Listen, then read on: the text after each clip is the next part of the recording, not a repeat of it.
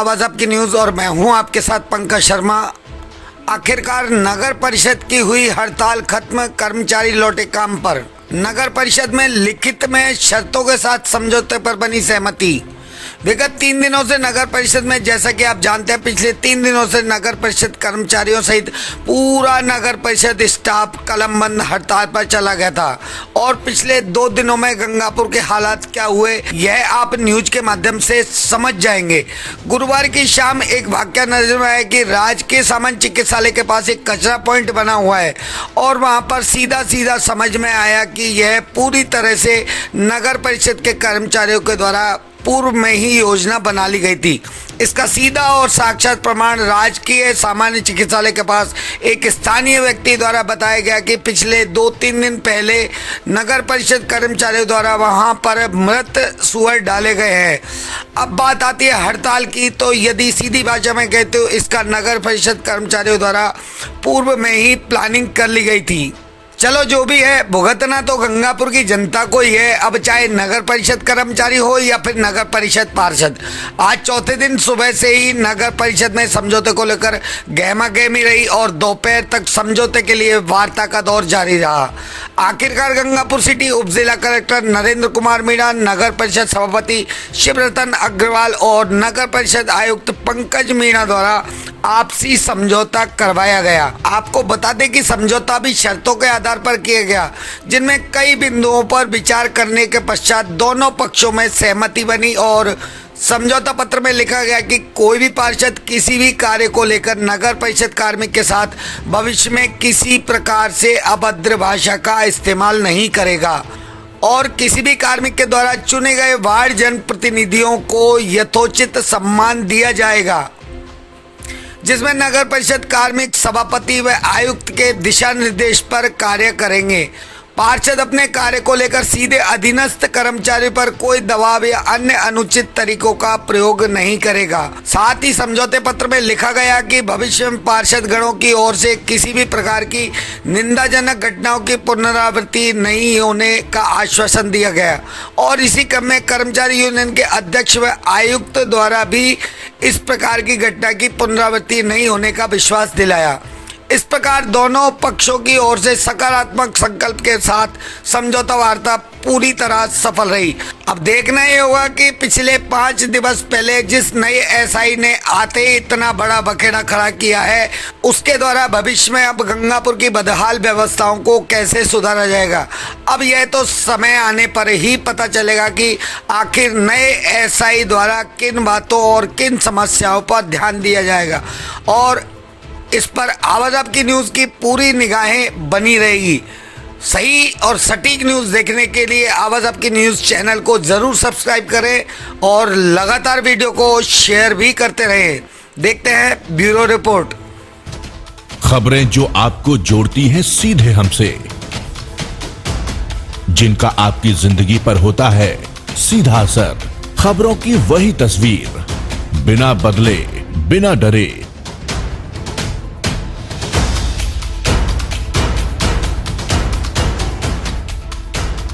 सच का जज्बा लिए सच दिखाते हैं हम,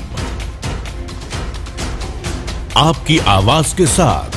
मेरी जानकारी में मामला आया था, मैं 3 दिन से बाहर था और परिणाम ये है कि मैंने कर्मचारियों को सुबह आते ही जो नाराजगी थी, इनके अध्यक्ष वगैरह सबको बुलाकर मैंने सबसे पहले व्यक्तिगत पूरी बात सुनी उनकी और उनसे चर्चा की। तो मैंने उन्हें ये भी कहा कि अपने को शहरवासियों को भी देखना है, अपन भी इसी शहर के रहने वाले हैं, अपने आपस की लड़ाई का शहर वाले नुकसान क्यों उठाए। तो कर्मचारी उनका ठीक है सर, हम आपकी बात मानेंगे। तो मैंने कहा अपने प्रशासनिक अधिकारी को लेकर अपनी बातें उनके आगे रखेंगे, उनके निर्देश पर, उनके आदेश पर अपन अपना काम थोड़ी देर में चालू कर देंगे। जो अपना लगातार जो काम किया जाना, सफाई का, मृत उठाने का, जो भी है। पंकज जी, देखा जाए तो महीने 15 दिन नहीं गुजरते और उससे पहले कोई ना कोई हड़ताल नगर परिषद में, क्या ये हड़तालों का अड्डा बन गया है? मुझे जहाँ तक याद है, पिछली बार जो हड़ताल हुई थी वो तो भुगतान को लेकर हुई थी प्राइवेट कर्मचारियों की, सरकारी कर्मचारियों की कोई हड़ताल नहीं हुई थी। आज पूरे गंगापुर में जब ये बयान जा रहा है कि साहब आज भ्रष्टाचार का अड्डा नगर परिषद बन चुका है, एक बात बताओ, एक दिन जो एसआई आया है, फर्स्ट दिन उसने ज्वाइन किया है, वो इतना कितना चहेता हो गया कर्मचारियों का आपको नहीं लग रहा कि इसमें पीछे से कोई ना कोई सपोर्ट ऐसी लग रही है कि साहब उसको जबरदस्ती भड़काया जा रहा है? जहाँ तक मैंने सुना है तो वो बात हुई थी, तो वो बात चेयरमैन साहब उनको समझाने के लिए बुलाया था। लेकिन जिन पार्षद का नाम आ रहा है कि उन्होंने चेयरमैन साहब के कमरे में बुला के फिर उनसे अभद्र भाषा की है, उनके मतलब साथियों से। आप खुद इस बात को रियलाइज करते हैं नहीं करते?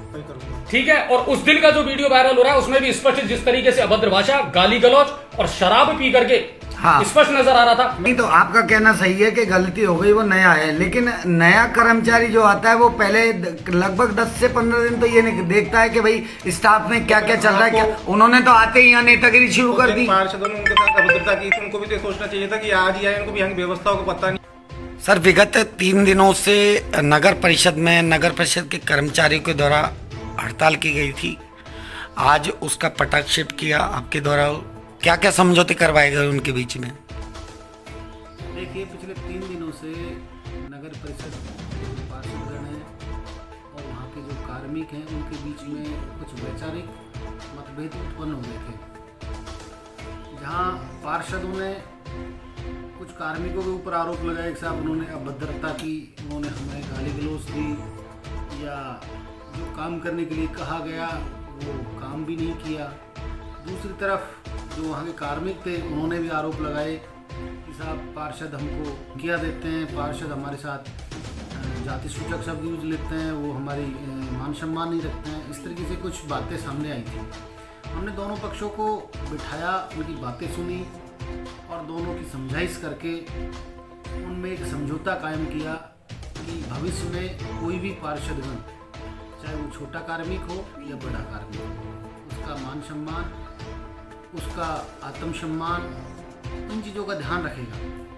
साथ ही जो कार्मिक हैं उनको भी पाबंद किया कि जो पार्षदगण हैं उनका मान सम्मान, चूँकि वो एक जनप्रतिनिधि हैं इसलिए उनके ऊपर जनता का दबाव होता है, तो वो जब भी आपको जो समस्याएं बताएं तो आप उनका तत्परता से समाधान करें।